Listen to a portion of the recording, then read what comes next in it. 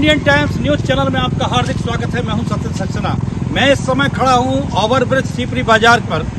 यहाँ पर सीपरी बाजार ओवरब्रिज पर मैं खड़ा हुआ हूं। ये आप डिवाइडर देख रहे हैं, पीछे भी देखिएगा डिवाइडर, ये भी देखिएगा।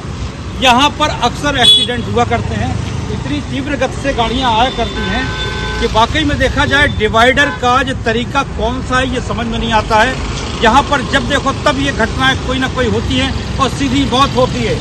इस डिवाइडर में कुछ दिन पहले एक बुलेट मोटरसाइकिल से आया हुआ था, उसकी मौत हुई, और कल भी एक गाड़ी भिड़ी और ये डिवाइडर टकराने के बाद, क्योंकि दिखाई नहीं देता है और इतनी तीव्र गति से गाड़ियाँ आती हैं। और ये आप पीछे की तरफ देखिएगा, आप गाड़ियों की रफ्तार देखिएगा और संकुचित एरिया है पुल का।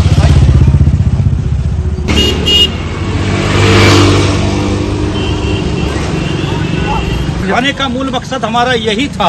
उत्तर प्रदेश शासन से मैं आगाह करना चाहता हूं, मैं कहना चाहता हूं, और जनपद झांसी के जिलाधिकारी महोदय को और नगर निगम के अधिकारी महोदयों को सभी से कहना चाहता हूं, कब तक यहाँ पर एक्सीडेंट होते रहेंगे, कब तक मौतें होती रहेंगी।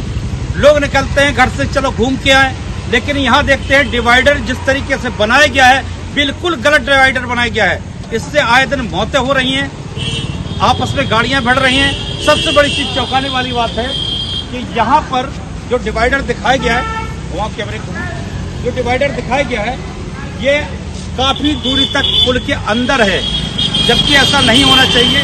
यह तो पुल की दूरी से जहाँ तक पुल का अंत होता है उससे आगे की रास्ता में डिवाइड कर देना चाहिए और बीच में डाल देना चाहिए एक स्पीड ब्रेकर।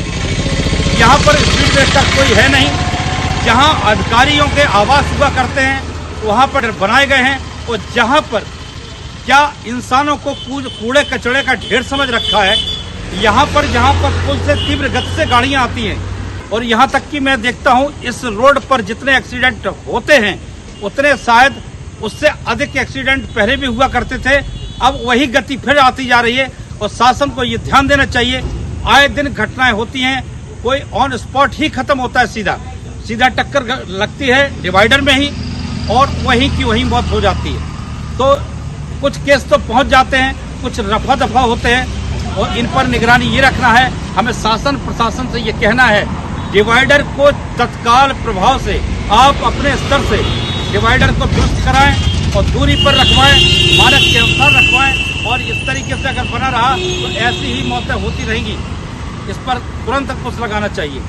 अब रही बात ये, यहाँ पर अगर पुल का देखा जाए तो संकुचित एरिया है, इस पर गाड़ियाँ चलती हैं, इधर से भी आती हैं उधर से आती हैं। यहाँ दो मोड़ हैं, एक मोड़ आता है इलायट चौराहे से सीपरी बाजार से आवास विकास होते हुए, तो एक नीचे से रास्ता है और उस तरफ जाने का रास्ता है।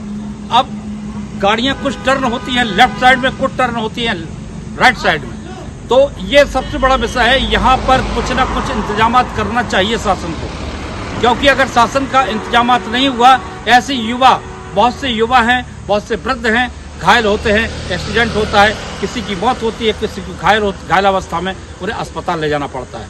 तो मैं शासन से अनुरोध करना चाहूँगा, डिवाइडर को तत्काल प्रभाव से मानक के अनुसार, सुविधा के अनुसार इस तरीके से डिवाइड करिएगा।